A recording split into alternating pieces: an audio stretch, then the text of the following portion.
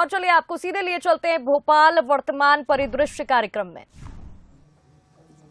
आज की इस संगोष्ठी के विषय डीलिस्टिंग पर गहन अध्ययन और ज्ञान रखने वाले प्रखर वक्ताओं के सम्मुख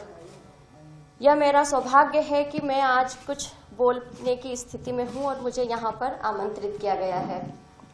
मैं धन्यवाद करती हूं विश्व संवाद केंद्र मध्य प्रदेश का, इनका हृदय से आभार करती हूं। मैं बात शुरू करती हूं उन लोगों से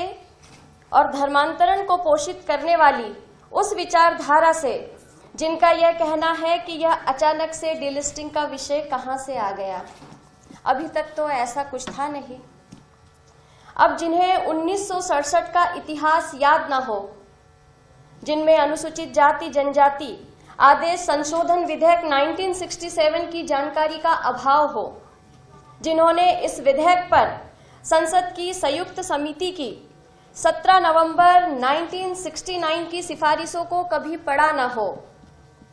जिन्होंने अपने समाज के पंखराज साहब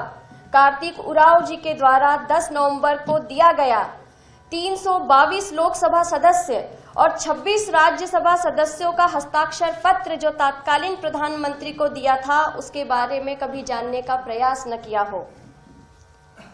और जहां मात्र 50 सदस्यों का इस विधेयक को खारिज करने का पत्र और 348 सदस्यों की सहमति